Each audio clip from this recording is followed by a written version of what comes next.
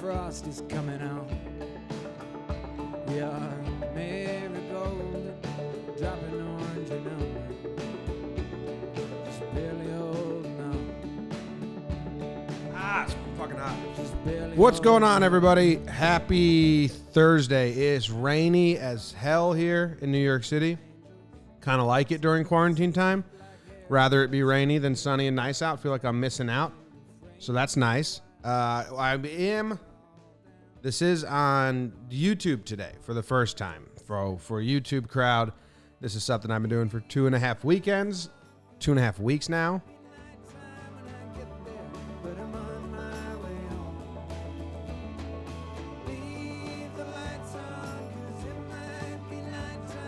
The coffee's so hot today. Anyway, just drink some coffee, go over my day. We got a big day today. This is what not released wise, this is what we released today.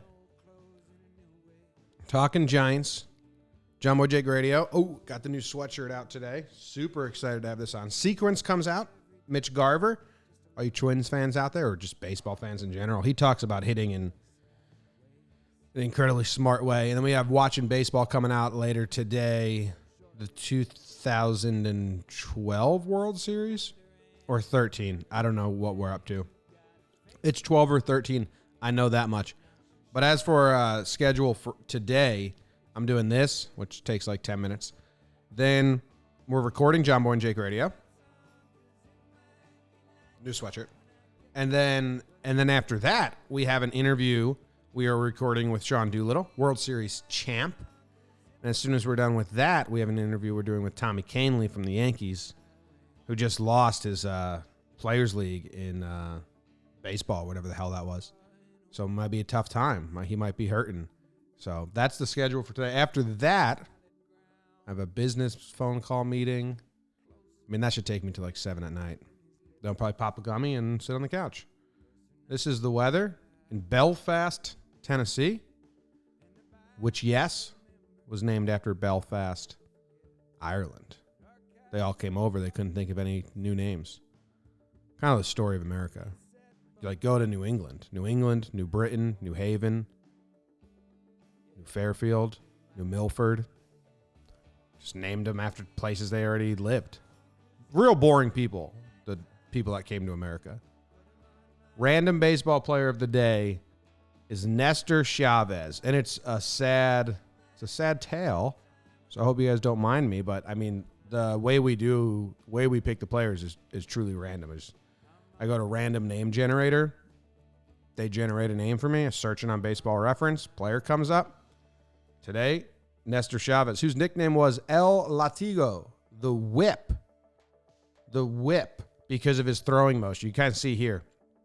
He really put his hand like way back, and then it probably whipped it way forward. He was a bit of a young prodigy. I mean, he got called up. I believe he made his debut at 19 years old. Yeah.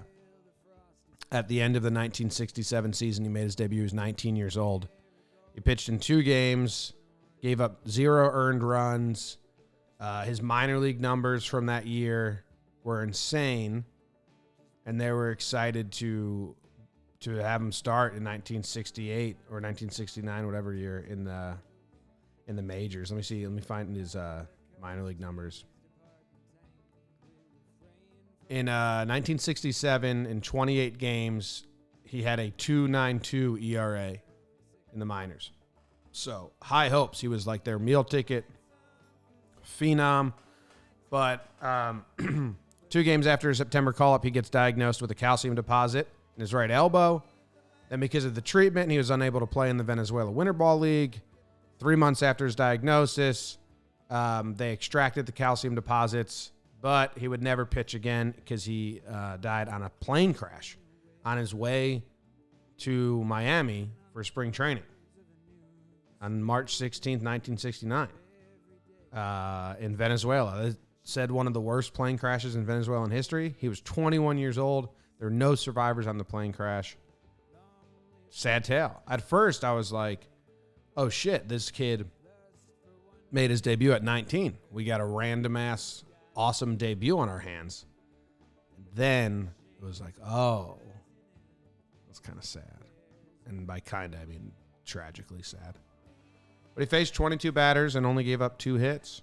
Let's see. His first appearance was on September 9th. And he came out of the bullpen. Oh. He came out of the bullpen. And let's see. Billy Williams ground out. Ernie Banks, fly ball. And then someone reached on an error, and then he gave up a single, so he gave up a couple unearned runs. Fucking error. Who was the shortstop for the Giants? Hal Lanier blew it. So that's Nestor Chavez, El Latigo, the Whip. That's a fun name. We can all agree, fun name. So just to let everyone know, my eye is healing. The YouTube crowd, you probably don't know, but I've had trouble with my eye. 2 mornings ago, I could barely see. Yesterday, I watched the finale of Dave. Thought it was fantastic. And then I also watched The Challenge, which, guilty pleasure, but I don't feel guilty about it. I like The Challenge. It was a good episode. What do I have up next? Oh, bands.